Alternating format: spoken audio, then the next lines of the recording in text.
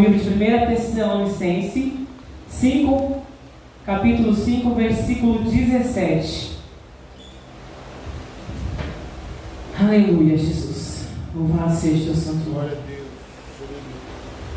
Todos acharam? Amém. E diz assim a palavra do Senhor: orai sem cessar. Amém? Amém.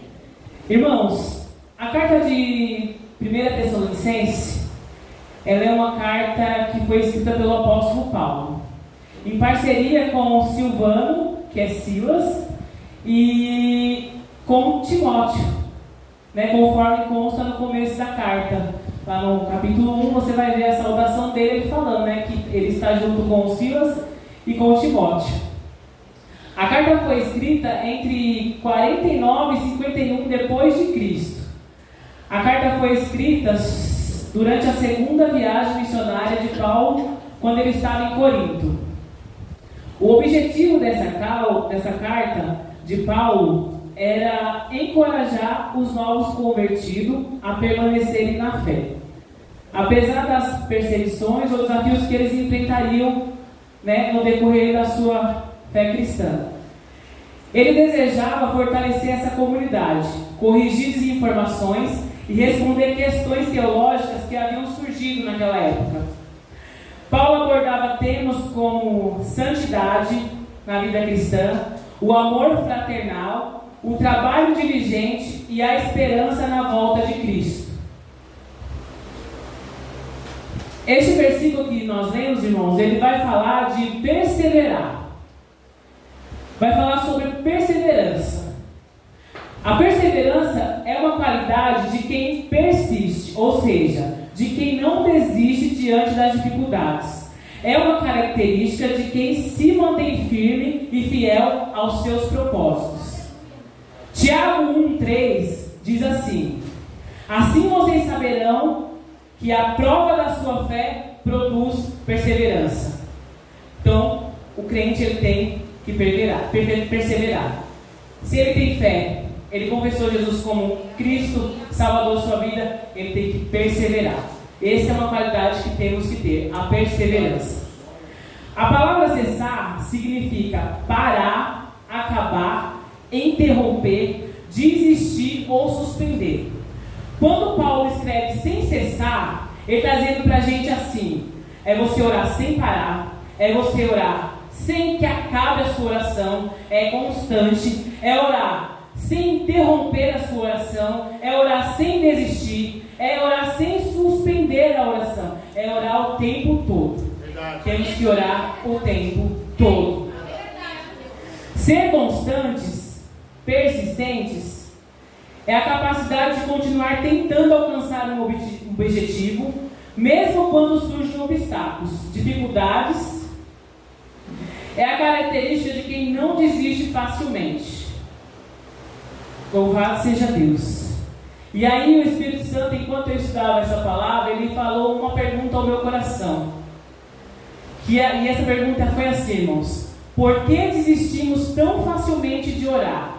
Ou por que oramos tão pouco? Ou ainda pior, por que não oramos? Seria falta de tempo?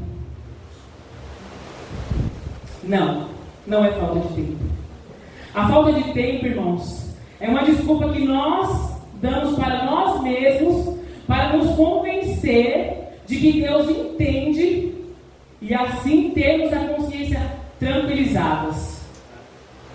Aí tem aquele trecho da Bíblia que as pessoas usam sem examinar o contexto para usar como pretexto. Mateus 24, 22. Sabe o que é? Os dias estão abreviados. Está muito corrido. Eu trabalho demais. Eu chego tão cansado. Nossa, meu dia hoje eu não consegui concluir metade do que eu planejei. Aí usamos o texto como desculpa para tentar nos convencer, irmãos. Para tentar convencer a nós mesmos de que o dia foi corrido, eu cheguei cansado e que Deus me entende. Eu vou deitar e só obrigado, Jesus, e está tudo certo. E não está certo. Precisamos ser constantes na presença do Senhor, orando buscando a presença dele. É quando eu estou lavando a minha louça, é quando eu estou arrumando a minha casa, é quando eu estou no meu trabalho, é quando eu estou na minha escola, é quando eu estou na faculdade, é quando onde eu estiver, nós temos que estar orando em todo tempo. Ainda, Oséias capítulo 4, versículo 6, diz assim: o meu povo é destruído por falta de conhecimento. Uma vez que vocês rejeitaram o conhecimento, eu também rejeito os meus sacerdotes. Uma vez que se esqueceram da lei do seu Deus, eu também me esquecerei dos seus filhos. Ou seja, quando eu esqueço da ordenança que está aqui, orar sem cessar, quando eu esqueço daquilo que Deus tem pedido através da sua palavra, Ele está dizendo que Ele nos rejeita, irmãos. E isso não cai sobre só a nossa vida, cai sobre a vida dos nossos filhos também. Porque Ele diz assim, eu rejeitarei vocês como meus sacerdotes e também os seus filhos. Então, nós temos que estar em constante oração. Não é falta de tempo, infelizmente, são desculpas que nós arrumamos para nós mesmos. Precisamos mudar o nosso modo de pensar, precisamos mudar o nosso modo de agir, precisamos nos organizar, irmãos, para que tenhamos uma vida constante de oração com o Senhor. John Piper disse assim uma frase: as redes sociais servirão para provar no último dia que a falta de oração não é por falta de tempo. Porque às vezes a gente chega num tempo que a gente só se preocupa com as nossas redes sociais. Aí eu tenho que postar alguma coisa lá. Aí eu tenho que postar uma foto, eu preciso ganhar like, eu preciso ganhar curtidas, eu preciso ganhar, status. E aí você se preocupa tanto com isso, e o tempo que você está perdendo ali é o tempo que você podia estar com o seu joelho dobrado, orando, buscando a presença do Senhor, pedindo a Ele a direção. O que eu tenho que fazer? É isso mesmo que eu tenho que buscar, Senhor? É isso que o Senhor tem para mim? É as redes sociais que o Senhor quer que eu use? Porque não é pecado, irmão, você ter redes sociais. O pecado é você não saber usar ela de forma que agrade a Deus. Verdade. Tudo tem um tempo determinado. Eclesiastes 3 fala sobre isso, que há um tempo determinado para todas as coisas. Então eu e você precisamos nos organizar no nosso tempo.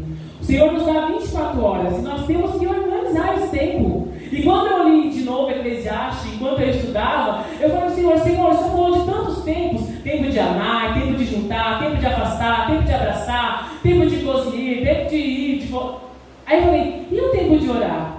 Aí o Espírito Santo falou: não existe tempo para orar, é orar em todo tempo. É orar em todo tempo. Louvado seja Deus. Precisamos, irmãos, ter um tempo de qualidade com Deus. Precisamos reservar esse tempo de qualidade com Deus.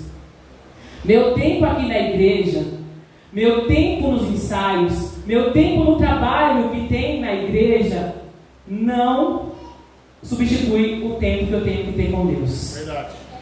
O tempo que Deus quer de mim e de você, Mateus capítulo 6, versículo 6.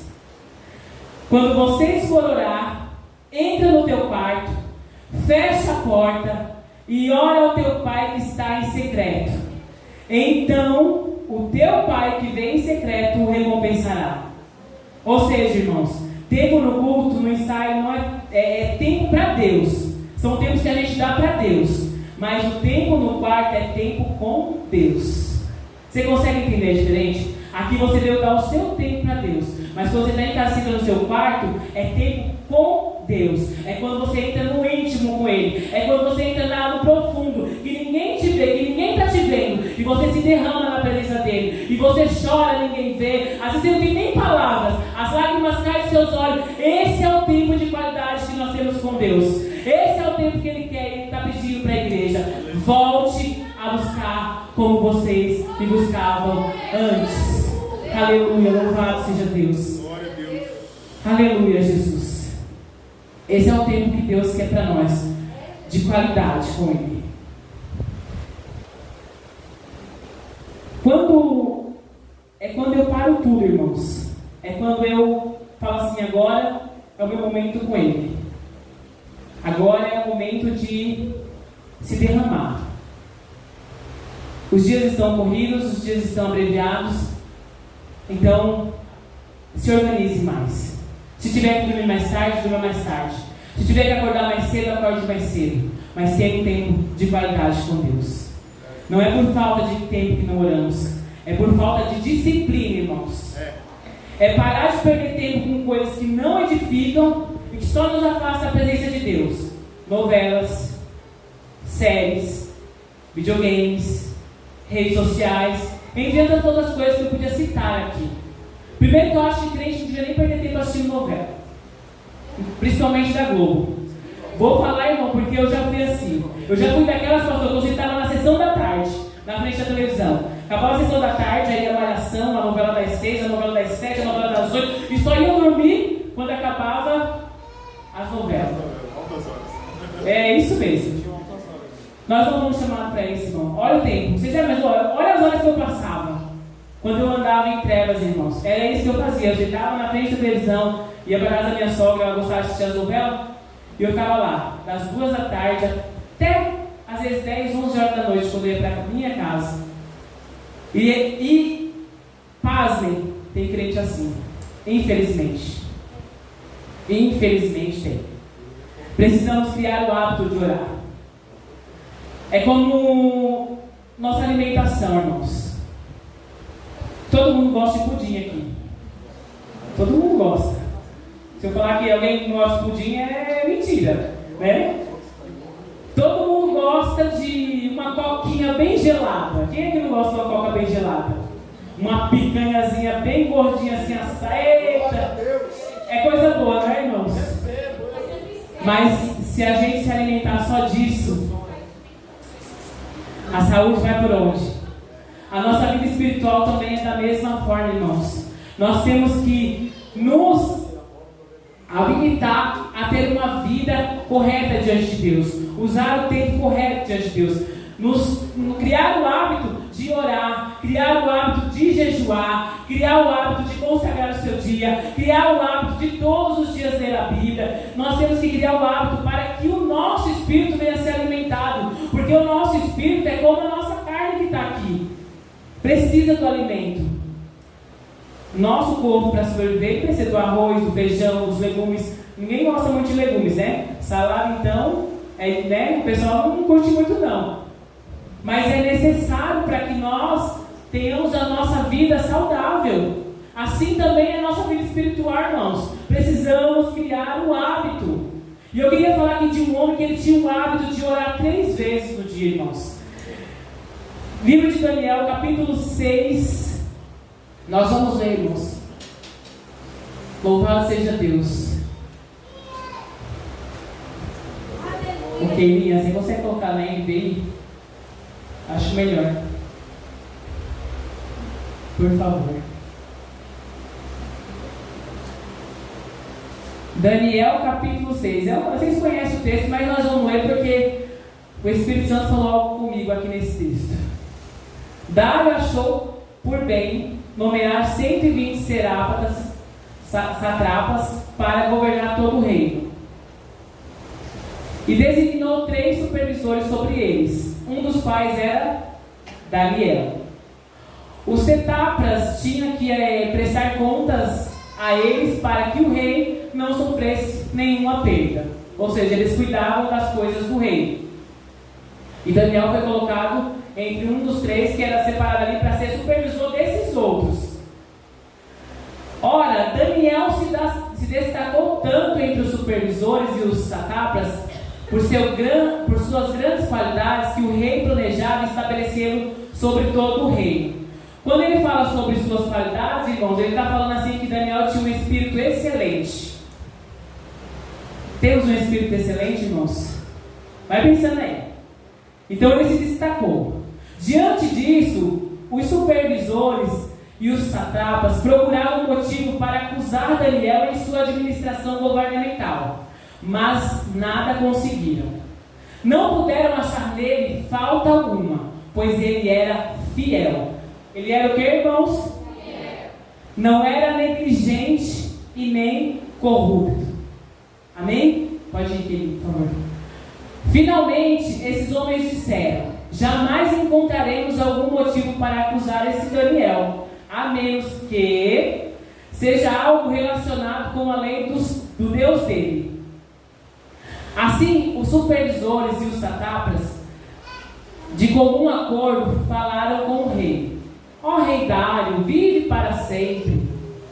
Todos os supervisores reais, os prefeitos, os satrapas, os conselheiros e os governadores concordaram em que o rei deve emitir um decreto e impor uma proibição segundo o qual todo que fizer o que, irmão?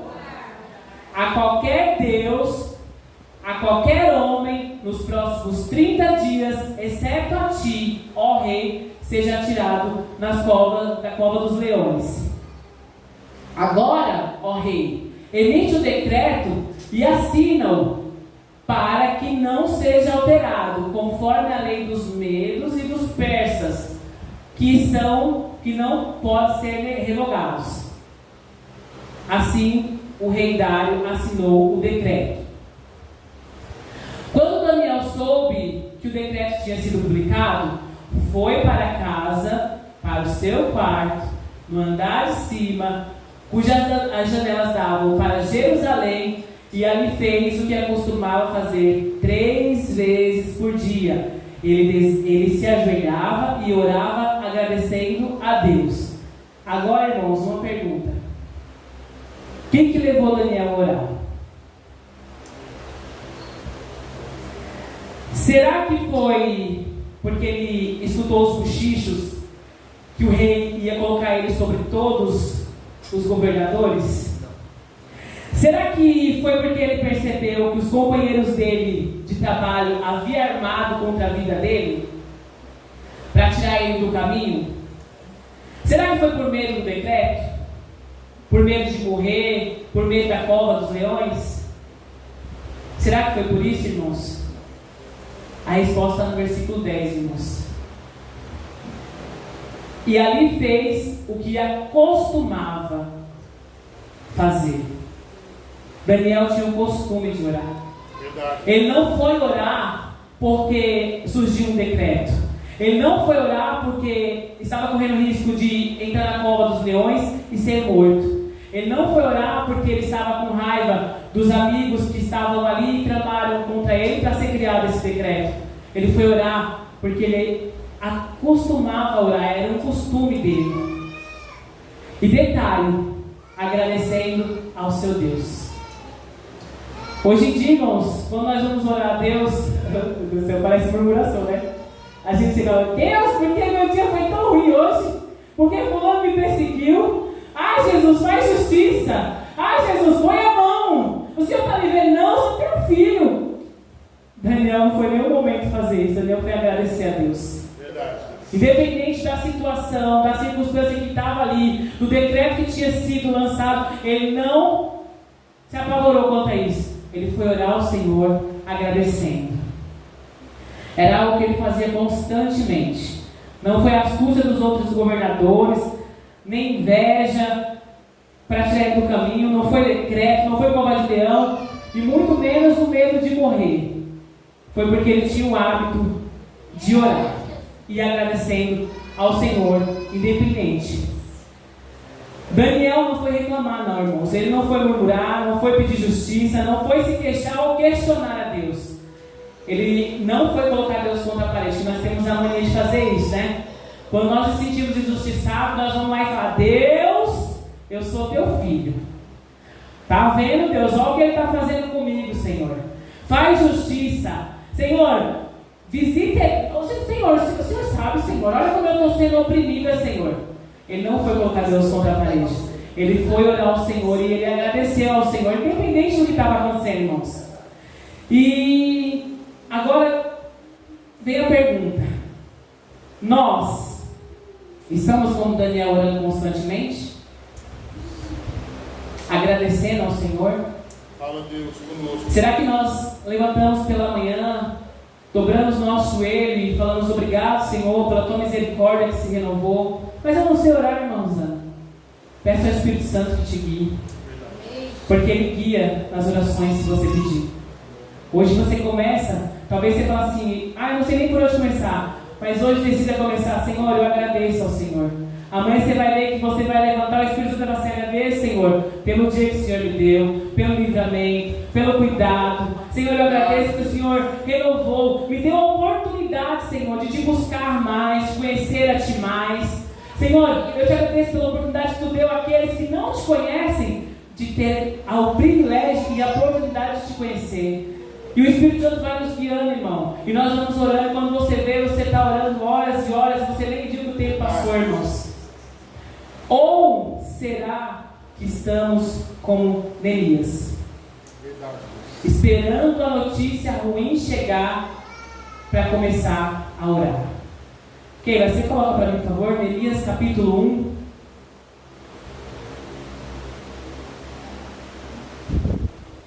Louvado seja Deus. Aleluia, Jesus.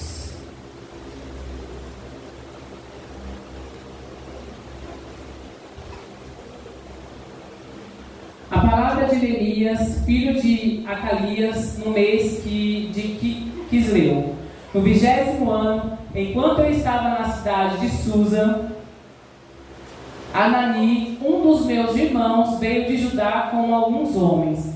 E eu lhe perguntei acerca dos judeus que haviam restado, os sobreviventes do cativeiro, e também sobre Jerusalém. Eles me responderam: aqueles que sobreviveram ao cativeiro e estão lá na província passam por grande sofrimento e humilhação. O muro de Jerusalém foi derrubado e as suas portas foram destruídas pelo fogo. Quando ouvi isso, sentei-me e chorei.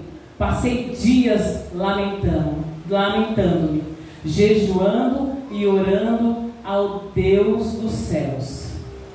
Então eu disse: Senhor, Deus dos céus, Deus grande e temível, que guarda a aliança e o amor leal para com os que te amam e obedecem aos teus... Continua, querido, por favor. Que os teus ouvidos estejam atentos e os teus olhos estejam abertos para a oração do teu servo. Faz hoje diante de ti, dia e noite, em favor dos teus servos, o povo de Israel. Confesso os pecados que nós, os israelitas, temos cometido contra ti. Sim, eu e meu povo temos pecado. Agimos de forma totalmente corrupta e vergonhosa contra ti. Não temos obedecido os teus mandamentos, aos estatutos e às ordenanças que destes a Moisés, o teu servo. Observe, irmãos, ele está no palácio, servindo o rei, está ocupado. É como o pastor Rafael falou aqui sobre Jonas. Ele não estava em nenhum momento para que ele estava orando. Mas quando a notícia ruim chega, aí ele vai orar. E sabe o que é interessante? O que me chamou a atenção nesse texto é que às vezes a situação ruim vai nos fazer lembrar de onde estamos em falta com o Senhor. Porque você vê ele falando que ele deixou de seguir as coisas de Deus. Eles estavam afastados daquilo que Deus tinha pedido para eles. Eles não temos obedecido aos mandamentos, aos estatutos e à ordenança que o Senhor. Então, quando a notícia ruim chega, até o nosso pecado ele tem que sair quando a gente começa a orar. Deus mostra para a gente. Deus mostrou, quando ele começou a orar, Deus mostrou para ele. Agora eu pergunto para a igreja: será que nós temos que chegar à notícia ruim para que nós possamos reconhecer onde estamos falhando, onde estamos deixando de desejar na presença de Deus, para que possamos orar? Será que nós precisamos passar pela notícia de destruição, pela notícia de que o povo está sofrendo, o povo está sendo humilhado? Será que nós temos que passar por isso para que nós voltemos a orar? Foi o que aconteceu com Neemias, irmãos. Quando ele recebeu a notícia, ele estava lá cuidando dos seus afazeres, estava no seu serviço, ele estava ocupado. E a gente se encontra muitas vezes assim, tão ocupado com as nossas coisas, com os nossos afazeres, que deixamos de lado aquilo que o Senhor tem pedido: orai sem cessar. É como eu falei, a carta fala sobre a vinda do Senhor. E é uma recomendação de Paulo para a igreja: ora sem cessar, porque Ele vem. E como que nós estamos na presença do Senhor, irmãos? Precisamos voltar. Que não seja a dor, que não seja a notícia ruim que nos leve a orar, mas sim o desejo de nos relacionar com Deus, o desejo de nos aproximar mais dEle, o desejo de nos tornar íntimos de Deus, até que Ele volte, irmãos. Porque Ele vem buscar uma igreja lavada, remida e de boas obras, irmãos. E aí, irmãos, nesse grupo de pessoas que não oram, sempre tem aquele que pensa assim, né? Ah, eu já oro em casa, então eu não preciso orar na igreja, não. Ou até fala assim, irmãos, eu vou falar isso porque eu já falei isso, irmãos. Oh, Jesus, misericórdia. Quem deveria estar lá, não vai. Quem deveria ser o exemplo, não está lá. Desculpas, irmãos, para nós mesmos, para nos convencer de que nós não precisamos orar em unidade. Você precisa sim ter o seu momento com Deus, mas você precisa também estar em unidade com a igreja nos cultos de oração. Verdade, Deus. Nós precisamos orar sim em casa, ter intimidade com Deus, mas também precisamos orar na igreja, junto com nossos irmãos. Estar em comunhão, irmãos. Hebreus capítulo 10, versículo 23 ao 25 diz assim: mantenhamos firme a esperança que professamos. Você confessou Jesus como Salvador? Você confessou Jesus como Salvador? Amém. Amém, louvado seja Deus, que bom por isso. Pois aquele que prometeu é fiel. Importemo-nos uns com os outros, para nos incentivarmos ao amor e às boas obras. E não deixemos de nos reunir como igreja, segundo o costume de alguns, mas procuremos encorajar uns aos outros, sobretudo agora que vocês veem aproximar-se o dia. Irmãos, às vezes o irmão manda lá para você no privado: hoje tem culto de oração. Você não responde nem o irmão. E ele está fazendo o que a palavra disse aqui, ó, te encorajando, te chamando para estar em unidade. E às vezes você não consegue nem responder o irmão, nem dizer se sim ou não. Você fica lá que nem na igreja lá morno. Você não fala nem sim nem não, porque a palavra de Deus diz assim, sim ou não, não. Mas você não consegue nem responder, fica lá morno. O irmão manda uma mensagem para te encorajar e você não consegue nem responder. Vamos, irmão. Não vou, irmão. Precisamos voltarmos. Quando alguém te chamar, não é porque ele quer te obrigar a nada, é porque ele te ama, é porque ele está te encorajando. Vamos junto. Sozinho você não consegue, mas se a gente for junto, a gente chega lá. E fazendo isso, a gente está cumprindo isso aqui, ó. Sobretudo agora que vocês sabem que aproxima-se o dia, então não deixemos de encorajar uns aos outros. Culto de oração não é para Pedro, Tiago e João, não, irmãos. É para a igreja completa, irmãos. Atos capítulo 1, versículo 14, diz assim: todos eles se dedicavam unânimes à oração, com as mulheres, entre elas Maria, mãe de Jesus, e com os irmãos dele. Toda a igreja se dedicava à oração. Não era Pedro, João e Tiago no barquinho, não. Era toda a igreja. E veja que as mulheres também estavam junto. Estavam todos reunidos em oração. A palavra unânimes, irmão, é em conformidade com todos. A origem da palavra unânimus vem do latim unamis, que significa viver em harmonia. A igreja está em harmonia? Quer saber? Culto de oração.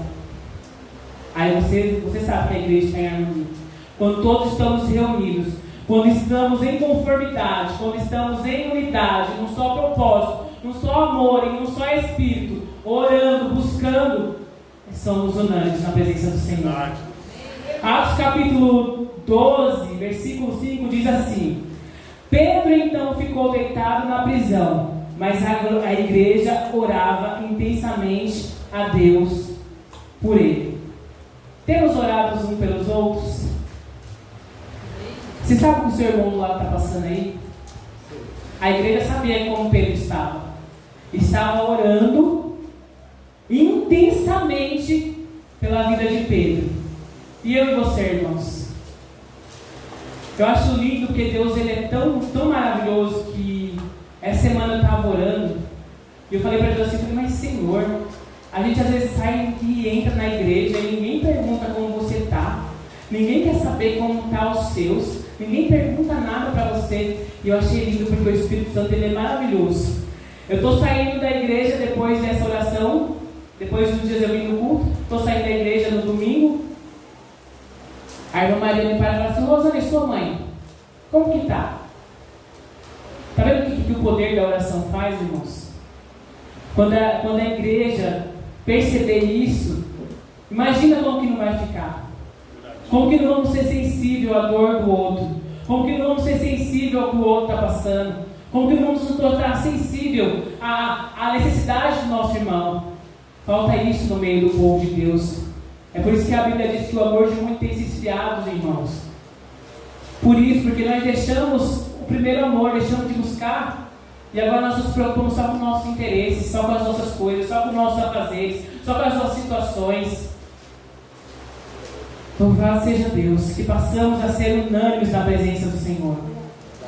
Atos capítulo 4, 31, versículo, diz assim: depois de orarem, tremeu o lugar em que estavam reunidos. Todos ficaram cheios do Espírito Santo e anunciavam corajosamente a palavra de Deus. Está entendendo a importância da oração, irmãos? Às vezes nós falamos assim, nós olhamos para o irmão que canta bem, eu queria cantar como irmão, mas a gente não busca. Nosso irmão, quando ele canta, a glória do Senhor desce, mas nós não buscamos como temos que buscar. O irmão prega, o céu desce. Meu Deus, a glória invade toda a casa. Mas você não quer buscar como irmão. Precisamos, quando a gente criar coragem, a gente buscar, você vai ver que quando você orar, quando você falar, Deus vai se manifestar. As pessoas vão ver Deus em você, mas precisa orar, buscar constantemente. Eu queria contar, irmãos, um testemunho aqui de um pastor amigo meu. Ele mandou por esses dias, e a maioria aqui, eu acredito que conhece ele. Quantos conhecem o pastor Romeu? A maioria. Esse homem é homem de oração? Ele é homem de oração. Ele mandou um áudio, e ele dizia assim no áudio: escuta o que aconteceu, Rosana. Por isso a importância de orar, ele falou para mim. Porque você se torna íntimo de Deus. Ele disse que sai para trabalhar às 5 horas da manhã. E ele vem andando por aqui, ele passa nesse Ponte Leão, aqui tem um Ponte Leão?